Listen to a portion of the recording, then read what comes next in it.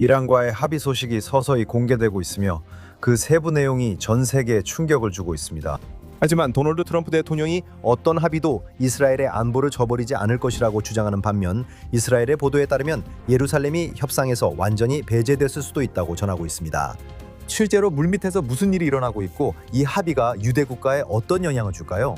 예루살렘의 미닛은 잠시 후 계속됩니다. 저는 조아 셰이슨이고 알렉스 트레이먼과 함께 JNS-TV 예루살렘 미닛에 오신 것을 환영합니다. 알렉스, 미국과 이란이 평화협정을 마무리하고 있습니다. 트럼프 대통령은 토요일 자신의 트루스 소셜에 미국과 이란 이슬람 공화국 간의 합의가 대부분 협상되었으며 최종 마무리 단계에 있다고 게시했습니다. 대통령은 중동 대부분의 지도자들, 대부분의 아랍 지도자들과 대화를 나누고 있으며 이스라엘의 네타냐후 총리와도 별도로 대화하고 있습니다. 이 합의에 대해 우리가 아는 것은 무엇인가요? 지난주 방송에서는 전쟁 재개를 논의했습니다. 그리고 심지어 금요일에도 모든 징후는 트럼프 행정부가 이란에 대한 새로운 군사 공격을 준비하고 있다는 것을 보여줬습니다. 그런데 이틀이 지난 지금 우리는 합의에 가까워지고 있는 것처럼 보입니다. 이스라엘의 대부분 사람들은 전쟁 재개가 불가피하다고 생각했습니다. 많은 사람들은 전쟁 재개가 샤부온 명절에 일어날 것이라고 믿었습니다. 왜냐하면 이 전쟁에서 거의 모든 주요 작전이 유대인 명절에 일어났기 때문입니다. 10월 7일 심하트 토라에 일어났고 그래서 우리는 아마 마지막 전투가 샤부옷에 시작되거나 샤부옷이 끝난 후에 시작될 것이라고 생각했습니다. 트럼프 대통령은 이란 측의 합의에 도달할 시간이 일요일까지라고 말했습니다.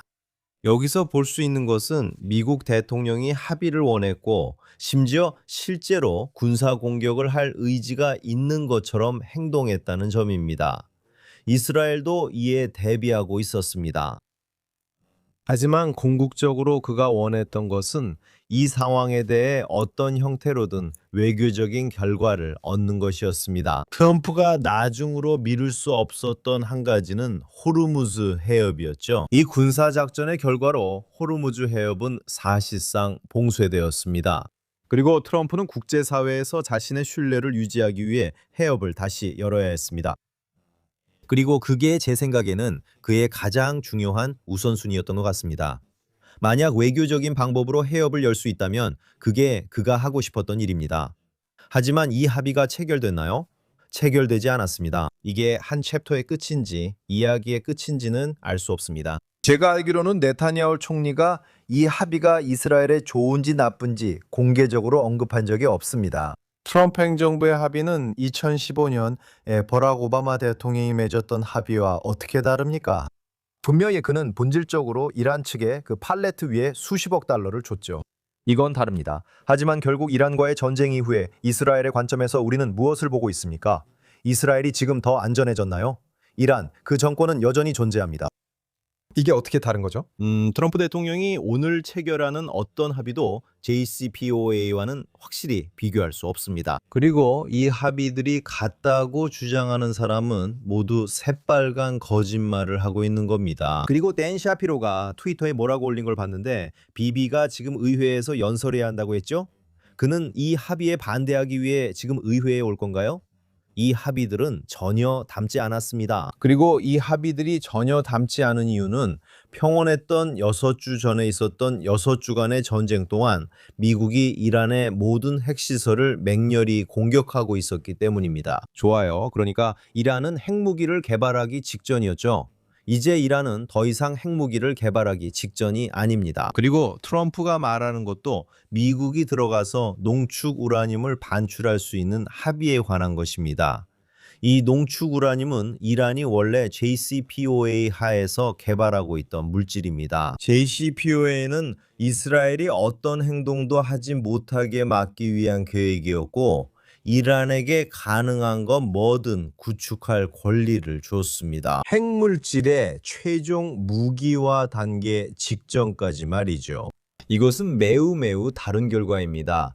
왜냐하면 그 전에 6개월, 아니 6주간의 치열한 전쟁이 있었기 때문입니다. 이란이 보유한 모든 알려진 핵시설뿐만 아니라 탄도미사일까지 집중적으로 타격했고 동시에 이란에서 정권 교체의 조건도 만들어냈습니다. 이제 그 일이 실제로 일어날지는 알 수 없습니다. 하지만 이 전쟁이 시작된 첫 순간부터 이스라엘은 최고 지도자 하메네이를 제거했습니다. 그들은 IRGC와 이란 국방부의 최고 지도부 구성원들 중 많은 사람들을 제거했습니다.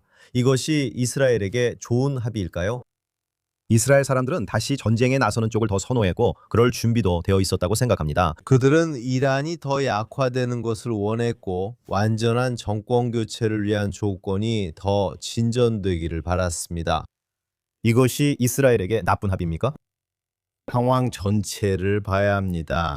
만약 처음부터 트럼프에게서 얻을 수 있는 것이 5, 6주간의 대규모 공중지원뿐이라는 것을 알았다면, 그리고 우리는 이 쇼에서 이에 대해 이야기했지만 그 공중지원에는 모든 급유기, 즉 50대 정도의 급유기가 포함되어 있어서 하늘에 주유소를 만들어 이스라엘 전투기들이 공습을 훨씬 더 효율적으로 할 수 있도록 한다는 것을 알았다면, 게다가 미국으로부터 허가를 받았고 미국이 이스라엘이 갖고 있지 않은 중화기를 사용해 이런 핵시설들을 폭격해 준다고 한다면, 처음부터 6주만 받을 수 있다는 걸 알았다면 그 조건에 동의하겠습니까? 대답은 예입니다. 네타냐후 총리가 미국을 끌어들여 6주간의 전쟁을 이끌어낸 것은 정말 대단한 외교적 성과였습니다. 네타냐후가 더 기대했을 수도 있나요? 네, 그는 더 많은 걸 기대했을 겁니다. 이게 그가 원한 합의인가요? 아닙니다. 하지만 여기서 대통령이 한 일에 대해 극도의 감사 외에 다른 감정이 있을까요? 지금 가장 중요한 의제는 트럼프 대통령에게 이스라엘이 모든 핵시설을 제거하고 탄도미사일 능력을 되돌릴 수 있도록 6주를 준 것에 대해 감사하는 것이라고 생각합니다. 이스라엘은 에픽 퓨리 작전 이전보다 오늘날 훨씬 더 강력한 전략적 위치에 있습니다. 완전히 달성된 건가요? 아니요. 완전히 달성되지 않았다는 것을 우리가 보고 있나요? 아마도 완전히 달성된 것은 아닙니다. 제 말은 미국 대통령이 여기서 끝까지 가겠다는 의지가 없다는 뜻입니다.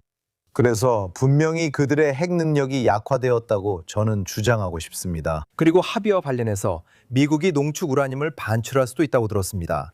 이 방송 직전에 이란은 기본적으로 우리가 그 부분에 동의하지 않았다고 말했습니다. 트럼프 대통령은 농축 우라늄이 반출된다고 밝혔습니다. 또한 로이터 통신은 전쟁 공식 종식, 호르무즈 해협 위기 해결, 연장 옵션 포함 광범위 합의에 대한 30일간의 협상 시작이 포함된다고 전했습니다. 트럼프 대통령은 내내 이것이 핵무기에 관한 것이라고 말해왔습니다. 그는 이란이 핵무기를 획득하지 못하도록 확실히 하고 싶어 합니다. 그렇긴 하지만 우리가 그들의 탄도미사일 능력을 약화시켰을지라도 이란이 탄도미사일 생산을 중단하겠다는 내용은 합의문 어디에도 보이지 않습니다. 우리는 그들이 서유럽의 여러 지역을 타격할 수 있다는 것을 알고 있습니다. 그들은 이번 마지막 사태에서 그것을 증명했습니다. 하지만 만약 제가 이스라엘이라면 탄도미사일 완전 제거가 합의에 포함되어야 한다고 했을 겁니다. 그런데 그런 내용이 어디에도 없습니다. 탄도미사일에 관한 합의에 도달할 수 있다고는 생각하지 않습니다. 맞죠? 왜냐하면 결국 그들이 몇 개를 가지고 있는지 알 수 없기 때문입니다. 어디에 있는지도 모릅니다. 그게 현실입니다. 미사일들이 전국에서 발사되는 모습을 볼 수 있습니다. 이란은 매우 큰 나라입니다. 탄도미사일을 확보할 수 있게 해주는 합의는 없습니다. 탄도미사일은 오직 군사 공격을 통해서만 무력화될 수 있습니다. 그리고 그게 바로 지난 6주 동안 이루어진 일입니다. 아시다시피 지금 대통령은 기본적으로 2가지 주요 목표를 가지고 있습니다. 첫 번째는 호르무즈 해협을 개방하는 것입니다. 두 번째는 농축 우라늄을 확보하는 것입니다. 농축 우라늄을 어떻게 확보하냐고요? 직접 들어가야 합니다. 이란인들은 그걸 밖으로 반출할 수 없습니다. 기본적으로 미국만이 그것을 반출할 수 있습니다. 트럼프 대통령도 중국이 들어가서 반출할 수 있다고 암시하긴 했지만요. 그 물질을 중국이 반출하는 것이 바람직한지 잘 모르겠습니다. 그리고 들어가는 방법에는 2가지가 있습니다. 정문으로, 즉 합의하에 들어갈 수도 있습니다. 총격을 받지 않는 상황에서 들어갈 수도 있고, 아니면 핵물질을 반출하는 사람들을 보호하기 위해 지상군을 투입해야 하는 대규모 특수작전을 펼치면서 들어갈 수도 있습니다. 그에 대한 플랜 B가 있었나요? 특수부대 작전을 위한 플랜 B가 있었던 것 같지만 트럼프는 항상 정문으로 들어가는 합의를 선호한다는 신호를 보내왔습니다. 그들은 핵시설을 타격했습니다. 정권 교체에 대해서는 대통령이 정권 교체가 자신의 목표라고 말한 적은 없습니다. 제 말은 그가 이미 어느 정도의 정권 교체가 이루어졌다는 점을 계속 전달해 왔다는 겁니다. 이스라엘에게는 정권 교체가 더 중요했습니다. 하지만 분명한 건 첫째, 그들이 혼자 힘으론 성공할 수 없었다는 점입니다. 미국과 이스라엘의 6주간의 공군력만으로는 이 정권을 완전히 전복시키기에 충분하지 않았습니다. 하지만 그 다음 부분은 군사적 충돌이 끝났다고 해서 반드시 모든 것이 끝났다는 의미는 아니라는 점입니다. 어떤 종류의 비밀 작전이 더 진행되지 않는다는 의미는 아닙니다. 이 정권을 불안정하게 만들기 위한 비밀 작전이 계속될 수 있습니다. 그리고 이라크인이나 쿠르드족 혹은 다른 세력들이 무기를 들거나 국내로 무기를 반입하는 모습을 볼 수도 있습니다. 이란 국민들이 직접 거리로 나와 이란 혁명 수비대로부터 나라를 되찾으려는 시도를 하기 위해서인가요? 알렉스, 동시에 우리는 저명한 공화당 지도자들도 있습니다. 윈지 그레이엄 상원의원은 이 합의가 이스라엘에게 재앙이라고 말하고 있습니다. 저는 테드 크루즈 상원의원이 반대 발언하는 걸 들었습니다. 마이크 폼페이오 전 국무장관 등 공화당 주요 인사들이 모두 이 합의에 반대하고 있습니다. 그들의 관점이 어떤 식으로든 트럼프 대통령의 결정에 영향을 미칠 거라고 생각하십니까? 아니면 이미 그 시점은 지난 것일까요? 그렇게 보이지 않습니다. 대통령께서는 이미 그런 의견을 고려하셨습니다. 린지 그레이엄이나 마이크 폼페이오와 의견이 다르냐고요? 아닙니다. 저는 동의합니다. 그리고 분명히 이란 측이 원했던 것은 협상을 통한 해결책이었고 그것이 바로 보존의 길입니다. 그들은 이 갈등이 끝나기를 바라고 있습니다. 그것은 또한 레바논에 있는 그들의 테러 대리 조직인 헤즈볼라를 보존하기 위한 수단이기도 합니다. 그들은 보존을 원하고 있습니다. 그들이 이 상황에서 벗어나는 길은 협상입니다. 그리고 이란 측은 이것을 아주 잘 활용했다고 생각합니다. 즉 앞으로 나아가는 척하면서 좋아, 우리 협상할 거야. 좋아, 우리 물러날게. 좋아, 우리 협상할 거야. 우리 물러날게. 이런 식으로 행동한 것이죠. 매번 미국 대통령의 의지를 시험하고 결국 미국 대통령은 내게도 국내적인 고려사항이 있다고 말하게 됩니다. 나는 중간 선거를 전쟁이 벌어지고 있는 상황에서 치르고 싶지 않다. 그는 해협이 당장 열리길 바랄 뿐입니다. 그리고 만약 이란 측이 그에게 그걸 준다면 그리고 그들에게도 그걸 주는 것이 이익이기 때문에 왜냐하면 그들이 호르무즈 해협을 막았고 미국이 그 위에 봉쇄를 했기 때문입니다. 그래서 그건 이단인들에게 경제적으로 타격을 줍니다. 저는 대통령이 여기서 원하는 것을 보여주고 있다고 생각합니다. 하지만 다시 말해서 이스라엘은 에픽 퓨리 작전 이전과 오늘날의 위치를 비교했을 때 자신의 입장이 크게 개선된 것에 매우 만족해야 합니다.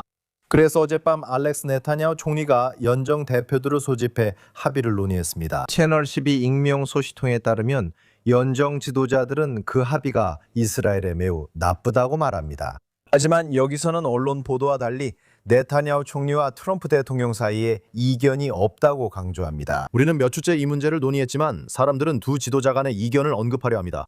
엑시오스에 따르면 이스라엘 관리들은 네타냐후가 잠재적 합의에 대해 크게 우려하고 있으며 그는 트럼프에게 새 공습을 촉구했습니다. 다시 말하지만 익명의 소식통이기 때문에 어느 정도는 신중하게 받아들여야 하지만 이런 이야기들이 나오고 있습니다. 그래 이런 기사들, 채널 12, 로이터, 악시오스 같은 매체들이 모두 익명 소식통을 이용하는 네트워크의 일부라는 점이 정말 중요하다고 생각합니다.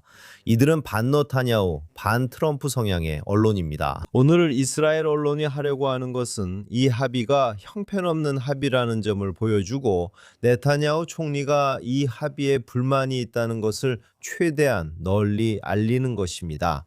그게 무슨 의미가 있을까요? 목적은 트럼프가 이스라엘 언론 보도를 보고 네타냐후가 감사할 줄 모르고 왜 합의에 반대하는지 생각하게 하려는 것이었습니다.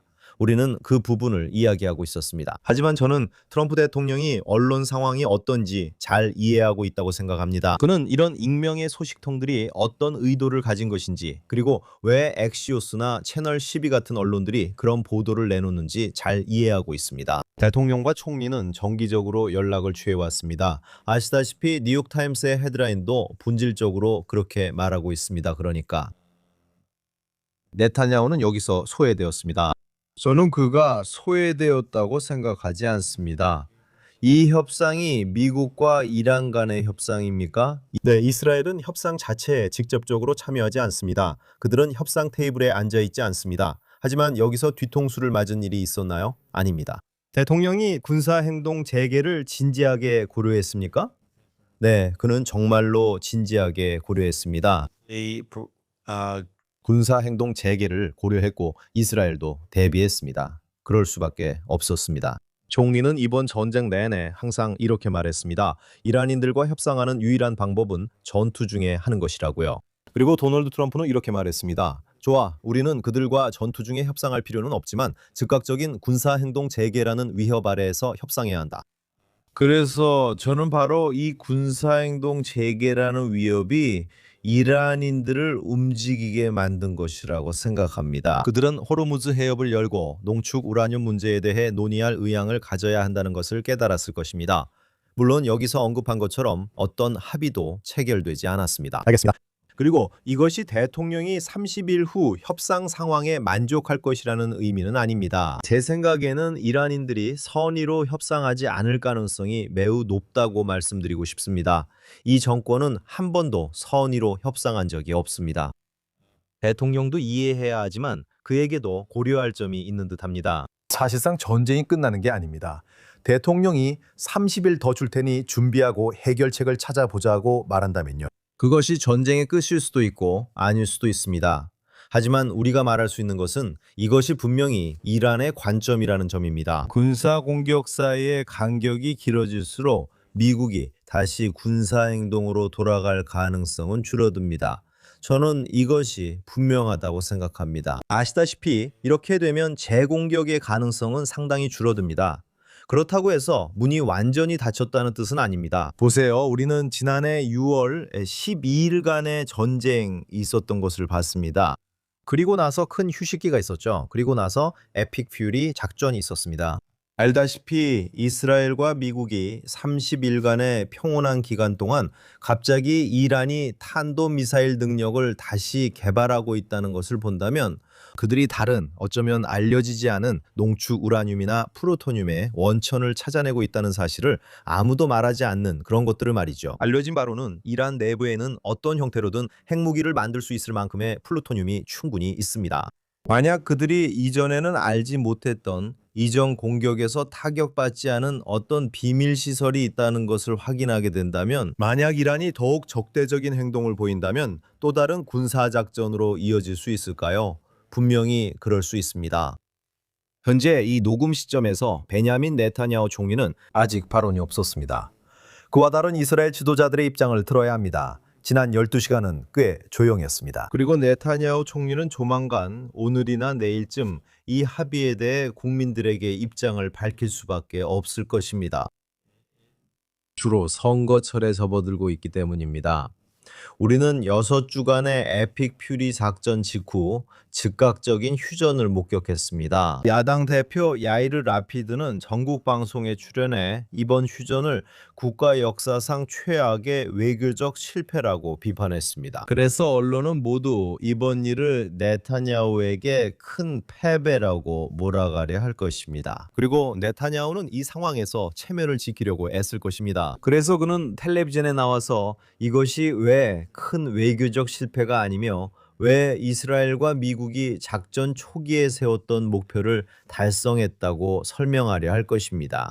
정답은 모든 이야기들 사이 어딘가에 있습니다. 알렉스, 이번 합의에 레바논도 포함된 걸로 알고 있습니다. 헤즈볼라는 물론 이란 정권의 대리 조직입니다. 레바논이라기보다 헤즈볼라가 이 합의를 지킬 것으로 기대할 수 있을까요? 지금까지도 휴전이 있었지만 헤즈볼라는 여전히 이스라엘을 향해 공격을 계속하고 이스라엘 군인들과 이스라엘 진지를 공격하고 있습니다. 그들은 자폭 드론을 사용하고 있습니다. 알기로는 휴전 시작 이후 레바논에서 드론 공격으로 사망한 이스라엘 군인은 9명입니다. 하지만 그들 역시 패키지의 일부라고 이해하고 있습니다. 레바논 관련 부분이 그 패키지에 포함된다는 뜻입니다. 지금까지 본 바로는 헤즈볼라가 공격하거나 이스라엘을 위협하면 이스라엘은 계속 반격할 권리를 갖고 있습니다. 헤즈볼라가 물러나기로 결정한다면 이스라엘도 휴전 합의의 조건을 유지할 것입니다. 그리고 그들은 남부 레바논에서 많은 영토를 점령 중입니다. 저는 아직 이스라엘이 현재 점령하고 있는 영토에서 철수해야 한다는 보도를 본 적이 없습니다. 휴전의 일환으로 그저 공격을 중단할 것이라는 내용만 있었습니다. 총리는 확실히 헤즈볼라로부터 이스라엘에 대한 공격이 중단되기를 원하고 있습니다. 협상을 통해 합의에 도달할 수 있다면 총리도 트럼프와 이란의 경우처럼 본인 스스로 신호를 보낸 바 있습니다. 총리는 기본적으로 협상을 통해 헤즈볼라와의 긴장이 가라앉기를 선호한다는 신호를 여러 차례 보냈습니다. 그래서 이스라엘이 레바논 정부와 미국이 중재하는 협상에 참여하는 모습을 볼 수 있는 것입니다. 알다시피 하지만 다시 말하지만 아무것도 서명된 것은 없습니다. 우리는 적이 무엇을 할지 모릅니다. 그들이 합의를 지킬지 지킬 수 있을지 평온한 상태를 유지할 가능성도 있습니다. 그들이 합의를 지키지 않을 가능성도 똑같이 있나요? 네, 당연히 그렇습니다. 양측 모두가 행동하지 않거나 합의를 지키지 않을 가능성이 큽니다. 레바논이나 이란이 자신들의 합의 부분을 지킬지도 알 수 없습니다. 만약 그런 경우라면 군사행동이 다시 일어날 가능성이 매우 높다는 것을 알 수 있습니다. 이번 전쟁 내내 우리가 봐왔던 것처럼 이런 시작과 중단이 반복됩니다. 가자에서 시작했다가 가자에서 멈추고 레바논으로 가서 레바논에서 시작했다가 멈추고 다시 가자로 돌아갑니다. 좋아요. 이제 모든 것이 일시 중지 상태입니다. 이제 우리는 후티를 공격하고 있습니다. 좋아요. 후티 공격은 끝났습니다. 이제 다시 레바논으로 돌아갑니다. 좋아요. 멈춥니다. 이제 가자에서 작전이 다시 시작됐습니다. 좋아요. 이제 이란과 6주간의 전쟁이 시작됐습니다. 그래서 시작과 멈춤이 반복되고 있습니다. 이야기가 아직 끝나지 않았을 수도 있습니다. 제가 전에 말했듯이 이스라엘 사람들은 지구상에서 가장 회복력이 강한 사람들입니다. 그리고 제가 이야기한 많은 사람들은 이란을 끝장내기 위해서라면 한 달 더 방공호에 앉아있을 각오가 되어 있다고 말했습니다. 다시 말씀드리지만 우리는 휴전 가능성을 향해 나아가고 있습니다. 이스라엘 사람들은 다시 방공호에 들어갈 준비가 확실히 되어 있었고 많은 이들이 실망했습니다. 그리고 그것은 이스라엘 사람들의 분위기와 사고방식이 어떤지 나라가 점점 더 강경해지고 있다는 것을 보여줍니다. 그렇죠? 과거에는 휴전을 요구하거나 전쟁에서 벗어나자는 목소리가 훨씬 더 많았을 겁니다. 그런데 지금은 그런 걸 볼 수 없습니다. 약간의 반전 운동이 일어나긴 했지만 그건 인질 협상 결과로 나온 것이었고 반전 운동은 사실상 인질을 돌려받자는 운동이었습니다. 하지만 그들은 그것이 단지 반네타냐후 운동일 뿐이라는 것을 알게 되었습니다. 하지만 그들은 전쟁 중단 요구가 실제로 여론조사에서 좋은 반응을 얻지 못했고 이스라엘 대중에게 아무런 영향을 주지 못한다는 것을 알게 되었습니다. 왜냐하면 이스라엘 대중은 전쟁을 지지했기 때문입니다. 그래서 그들은 시위를 멈췄습니다. 맞아요. 그래서 이스라엘인들은 그리고 제 생각에 매우 기꺼이 이스라엘과 미국이 그 일을 끝내는 것을 보고 싶어 했을 겁니다. 하지만 저는 이스라엘이 미국 대통령을 설득해 원하는 일을 하게 만들 것이라 기대해선 안 된다고 생각합니다. 그는 이란의 핵시설을 제거하는 것이 자신의 이익, 미국의 이익, 그리고 미국의 모든 동맹국들의 이익에 부합한다는 것을 깨달았습니다. 하지만 결국 대통령은 자신이 세계 최고의 초강대국, 자유세계의 지도자라는 점을 결정할 수 있습니다. 이스라엘은 신흥 강국입니다. 하지만 대통령이 말했듯이 미국이 형이고 이스라엘이 동생입니다. 미국이 상위 파트너이고 이스라엘이 하위 파트너입니다. 알렉스, 어떤 일이 일어나든 상관없이 이스라엘 방위군은 모든 전선에서 준비가 되어 있고 어떤 상황에도 대비하고 있다고 말합니다. 이스라엘 방위군 참모총장 AR 자미르 중장은 지난주 사단장들에게 이스라엘군이 최고 수준의 경계 태세에 있으며 모든 전선에서 잠재적인 확전에 대비하고 있다고 말했습니다. 그는 여기서 어떤 위험도 감수하지 않고 있습니다. 그는 수요일에 그렇게 말했습니다. 그래요. 그리고 저는 트럼프 대통령이 좋아, 우리가 합의에 도달하지 못하고 있어. 돌아가야겠다 라고 말했을 가능성이 매우 높았다고 믿습니다. 그리고 제 생각에 대통령에게 있어서 그가 원하는 합의에 도달할 수 있는 유일한 방법 혹은 그가 원하는 합의에 도달할 수 있다고 느낀 유일한 방법은 매우 현실적인 군사행동의 위협이 존재하는 경우였다고 생각합니다. 그래서 자미르가 사단장들에게 군이 최고 수준의 경계태세에 있으며 잠재적인 확전에 대비하고 있다고 말한 겁니다. 이스라엘은 출동할 준비가 되어 있었습니다. 알렉스, 주제를 조금 바꾸지만 여전히 이란과 관련돼 있습니다. 뉴욕 포스트에 따르면 이란이 도널드 트럼프 대통령의 유대인인 첫째 딸 이방카 트럼프 암살을 모의한 것으로 보도됐습니다. 그녀가 유대인임을 기억하세요. 네, 그녀는 개종했습니다. 제시, 그녀는 유대교로 개종했고 이란 암살 음모의 표적이 되었습니다. 다시 한번 뉴욕 포스트에 따르면 어젯밤 같은 시간에 백악관 밖에서 총성이 들렸다고 합니다. 이 두 가지가 연결되어 있는지는 모르겠지만 제가 알기로 대통령은 자신의 아들의 결혼식에 참석하지 않았고 토요일에 모든 수행원들과 함께 백악관으로 돌아왔습니다. 갑자기 총성이 났고 우리는 이란의 이방카 트럼프 암살 음모 소식도 들었습니다. 다시 말씀드리지만 제가 이 모든 일들이 확실히 관련되어 있다고 말하는 것은 아니지만 여기 워싱턴에서는 일이 매우 빠르고 격렬하게 벌어지고 있습니다. 도널드 주니어가 주말에 결혼했지만 대통령은 참석하지 않았어요. 결혼식은 바하마에서 가족끼리 조촐하게 열릴 예정이었습니다. 그리고 아시다시피 비밀 경호국이 그런 종류의 행사에서 미국 대통령을 반드시 보호할 수 있다고 생각하지는 않았던 것이 분명합니다. 만약 마라라고 해서 결혼식을 했더라면 대통령이 참석할 수도 있었겠죠. 왜냐하면 비밀 경호국은 마라라고 해서 어떻게 안전을 유지할지에 대한 모든 계획을 가지고 있으니까요. 도널드 트럼프 대통령이 골프를 치고 있을 때 어떤 남자가 덤불에 숨어 있었던 암살 시도도 있었지만요. 거의 1년 전쯤이었죠. 지금 미국 대통령으로 있는 건 정말 위험합니다. 이란의 관점이나 테러의 관점에서 보면 정말 위험하죠. 또한 반 트럼프이거나 친 누구, 친 저쪽인 그런 단독 총격범, 미친 듯이 정신 이상인 미국인들로부터도 위험하죠. 정말 위험한 상황입니다.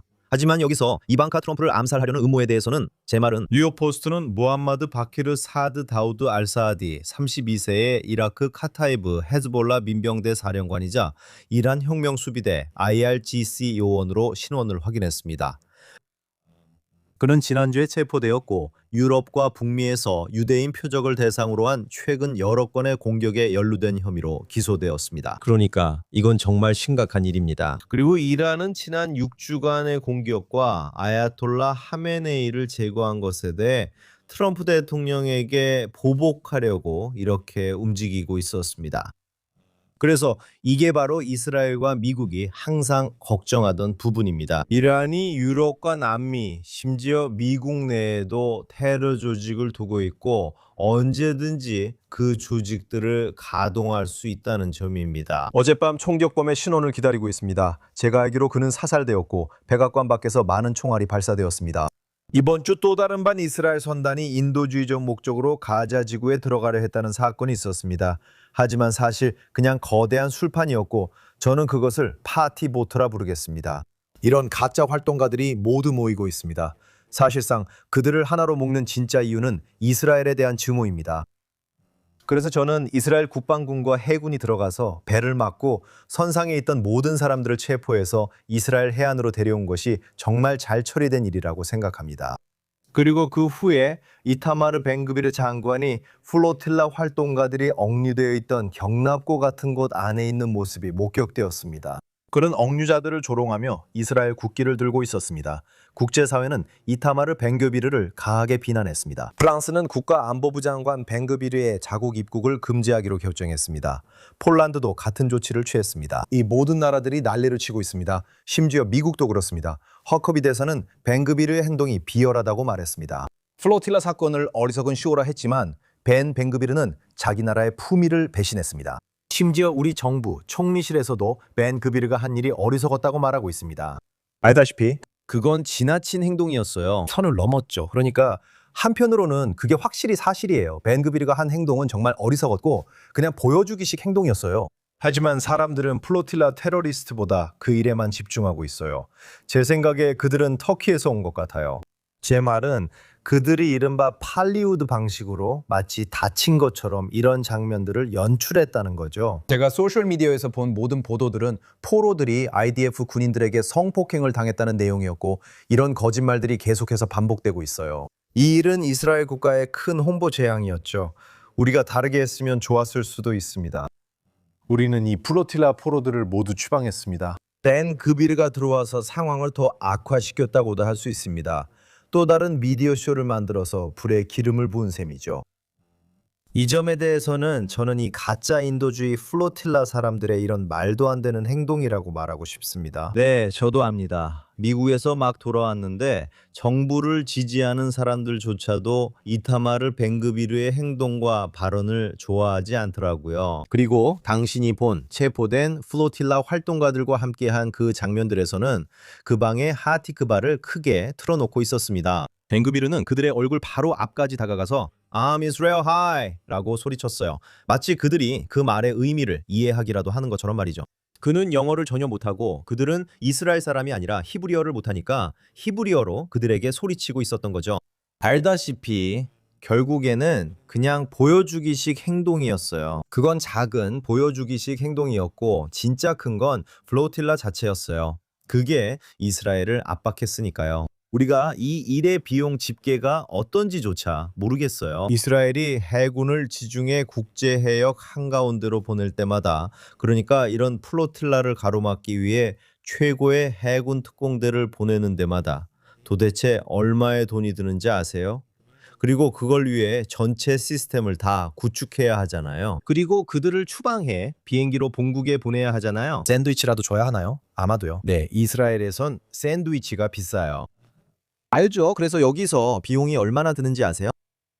하지만 있잖아요. 저는 벤그비르가 한 일이 결국에는 도움이 되지 않는 것으로 증명됐다고 생각해요.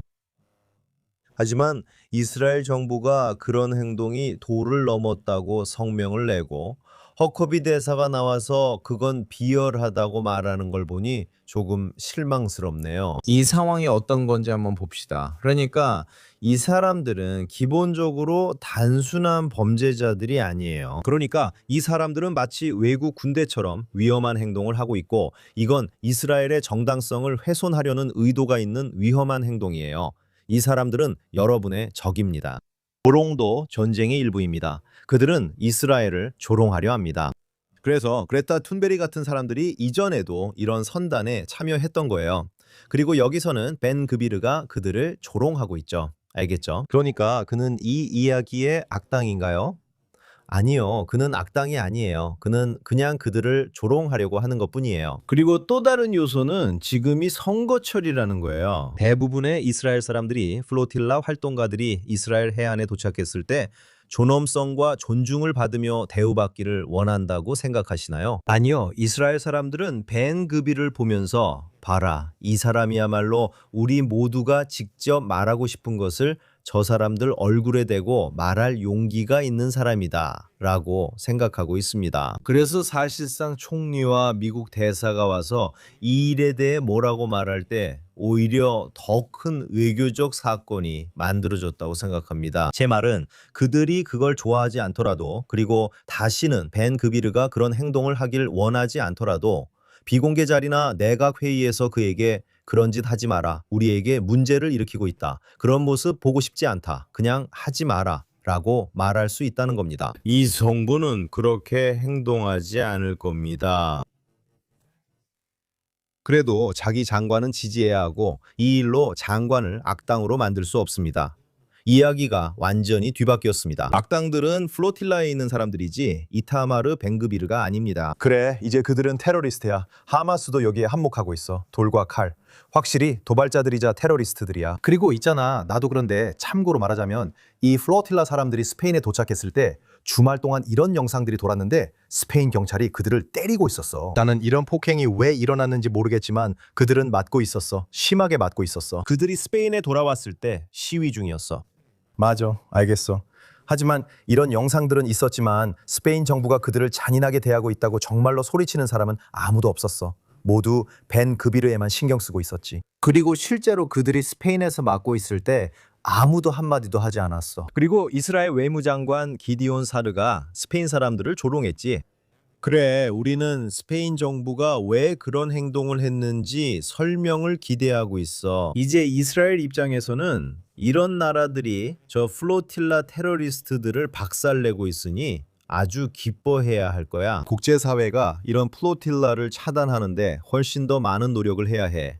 왜 이스라엘만이 그걸 차단하길 기다리고 있는 거지? 이 사람들은 자기 나라에서 출발하는 거니까 국제사회가 국제해역으로 나가서 이런 플로틸라를 차단해야 하는 거 아니야? 이건 이스라엘의 행동만이 아니잖아. 그러니까 분명히 스페인 정부에서는 아무런 설명도 없을 거야. 그리고 동시에 이스라엘이 여기서 플로틸라, 무정부주의자들을 어떻게 다루고 있는지에 대해 다른 정부들로부터 어떤 비난도 있어서는 안 돼. 정말 위선적이야. 우리가 실제로 그들을 때렸다고 상상해봐. 벤 그비르나 그의 수행원들이 이 사람들을 때리기 시작했다고 생각해봐. 그리고 그들은 그들을 때리지도 않았어. 그리고 사실 나는 이 문제로 총리의 몇몇 보좌관들과 대화를 나눴어. 아마 내가 이 일에 대해 말한 것 자체가 그들을 불쾌하게 했을 수 있어. 그들이 이런 행동을 어떻게 정당화하냐고 했고 나는 아무도 정당화하지 않는다고 답했어. 자, 이타마르 벤그비르 그는 왜 이런 행동을 하는 걸까? 여기서는 선거철이기 때문이야. 알다시피 그는 다음 이스라엘 선거에서 최대한 많은 표를 얻으려고 하고 있어. 실제로 그는 꽤 좋은 여론조사 결과를 보이고 있어. 그는 다음 선거에서 혼자 8석쯤 얻을 거야. 이런 행동 덕분에 그의 인기가 이 나라에서 점점 오르고 있어. 선거를 앞두고 있다는 맥락에서 이해해야 해. 다시 말하지만 내 생각을 표현했을 뿐이고 너희 장관을 옹호해야 한다는 것도 알아. 너는 그렇게 할 수 없어. 왜냐면 네가 나서서 네 장관을 악당으로 만들어버리면 그건 전 세계 국제사회가 네 장관을 악당으로 만들도록 초대하는 꼴이 되기 때문이야. 그리고 실제로 그렇게 됐지. 정말로. 맞아. 정말 그렇게 됐어. 그리고 선거 얘기가 나와서 말인데 알렉스 이번 주에 크네세트를 해산하는 법안이 통과됐어. 이제 거의 공식적으로 선거 시즌에 들어선 셈이야. 지난 수요일 크네세트는 제25대 해산 법안 예비 심의를 승인했어. 여야 110명의 의원이 찬성해 이스라엘이 조기 총선으로 가는 절차가 시작될 가능성이 열렸지. 다시 말하지만 선거는 10월까지 반드시 치러져야 해. 그래서 선거 시즌에 들어가면 아마 다음 주쯤일 거고 그러면 8월이나 9월쯤이 될 거야. 이미 선거 시즌이잖아. 그렇지? 이제 공식적으로 된 거야. 알다시피 고속도로를 운전하고 다니다 보면 이미 납탈리 베네트의 광고판이 보여. 나라가 베네트를 총리로 원한다는 광고지. 그리고 그게 바로 베네트가 원하는 거라고 생각해. 그래도 뭐 어쨌든 베네트는 확실히 지금 두 번째나 세 번째로 큰 정당을 이끌고 있는 것처럼 보여. 하지만 기본적으로 이미 선거 시즌에 들어선 거야. 그래서 이 상황이 할 수 있는 일은 그냥 반창고를 확 떼어내고 선거를 조금 더 빨리 치르는 거야. 솔직히 말해서 그게 이스라엘에 더 건강할 거라고 생각해.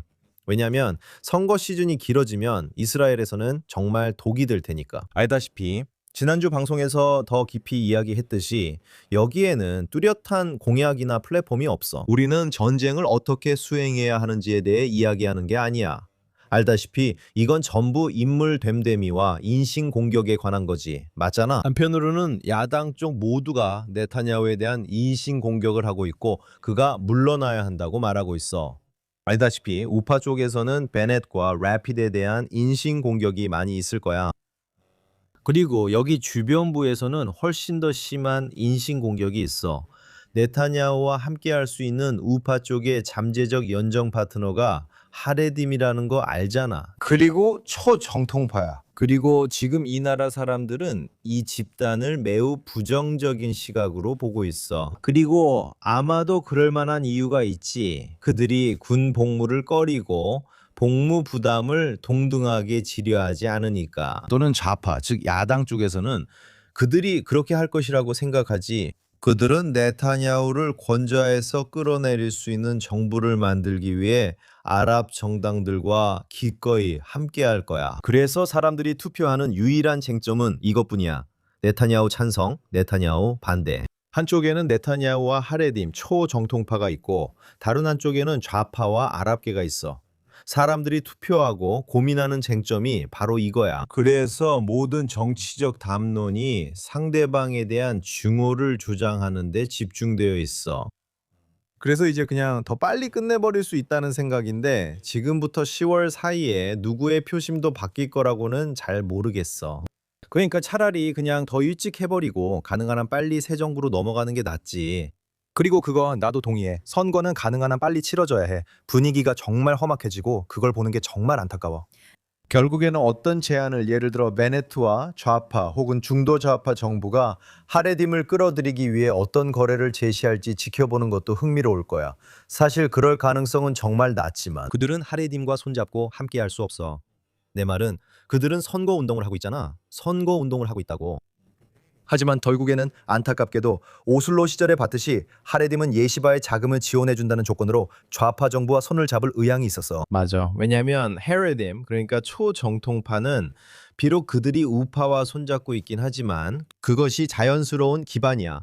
우파는 더 전통적이고 종교적인 사람들이니까. 그리고 또 알다시피 이 국가 종교파들, 그러니까 소위 정착민들, 유대와 사마리아에 사는 사람들, 그들은 매우 종교적이야. 그래서 훨씬 더 말이 돼. 그들에게는 전통적이고 종교적인 사람들과 함께하는 것이 반종교적이고 세속적인 사람들과 함께하는 것보다 훨씬 더 편한 정치적 기반이야.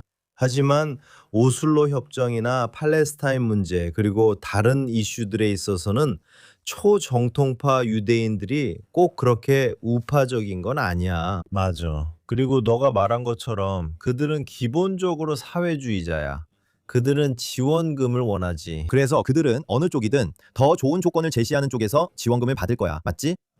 하지만 세속주의자들이 초정통파에 대해 너무 독설적이고 부정적으로 되어 있기 때문에 초정통파가 그들과 함께할 수 없는 상황을 만들어 버렸어. 내가 더 흥미롭다고 생각하는 건 네타냐후가 이번 정부에서 그랬던 것처럼 초정통파와 손잡는다는 거야. 그리고 알다시피 그에게 있어서 그는 이 정치 체계의 정점에 있는 사람이야.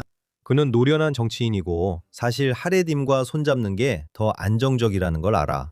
왜냐하면 그들은 처음부터 자신들의 요구를 분명히 내놓기 때문이야. 그들은 자신들의 예시바에 대한 자금을 원해. 그들은 특정한 것들을 원하지. 그리고 네타냐후가 그들에게 그것을 제공할 수 있다면 그들은 안정적인 연정 구성원이 될 거야. 그리고 그게 결국 네타냐후가 원하는 거지. 그는 안정적인 연정을 원해.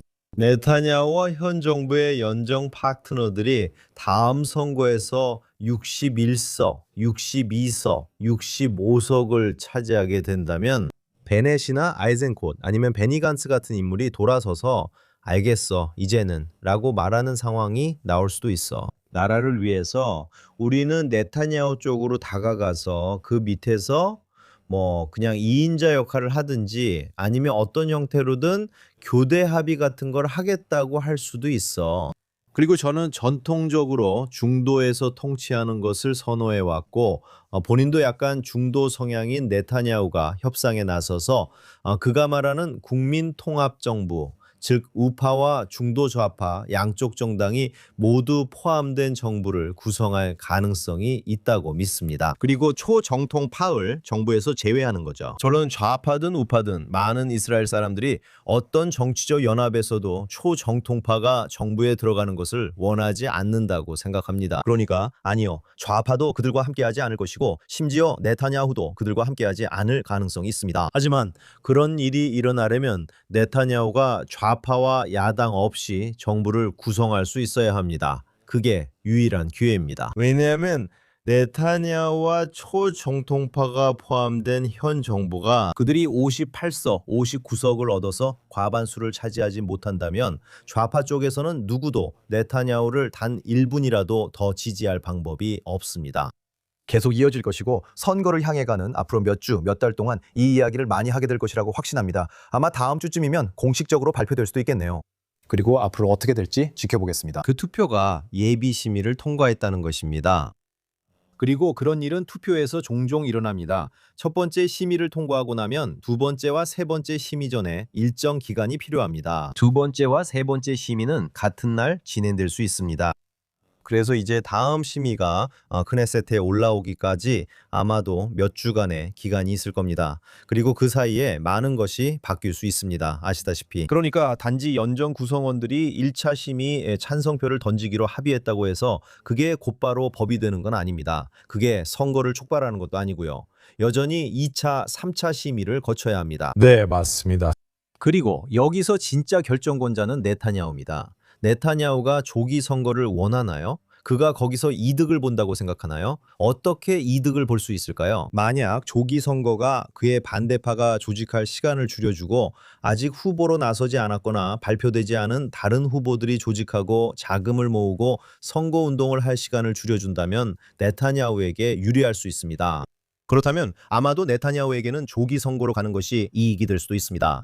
그가 지금 군사작전을 끝냈고 더 이상 갈등이 없을 거라고 생각한다면 가자 지구도 조용하고 레바논도 조용하고 이란도 조용하다면 아주 좋죠. 이제 선거로 가자는 겁니다. 만약 네타냐후가 앞으로 몇 달 안에 전쟁이 다시 시작될 가능성이 있다고 믿고 자신에게 이 안정의 시간이 필요하다고 생각한다면, 그리고 트럼프가 10월 말까지 있기 때문에 네타냐후는 연립정부 내 자신의 당원들에게 조기 선거를 지지하지 말라고 말할 수도 있습니다. 우리는 예정대로 10월 말에 선거를 치를 것입니다. 계속 지켜봐 주세요. JNS 뉴스타운 조시 에스턴과 JNS CEO 알렉스 트레이먼이 함께합니다. 예루살렘 미닛입니다. 우리는 이스라엘 국가와 유대민족의 영원한 수도 예루살렘에 위치한 JNS 미디어 허브에 있습니다. 이곳에서 모든 일이 가능하게 해주는 뒤에서 수고하는 분들께 감사의 인사를 전하고 싶습니다. JNS TV에서 모든 것을 만들어내는 분들입니다. 슈퍼 땡스를 눌러주시고 구독해주세요. 이스라엘, 중동, 전 세계 유대인 소식은 jns.org에서 확인하세요.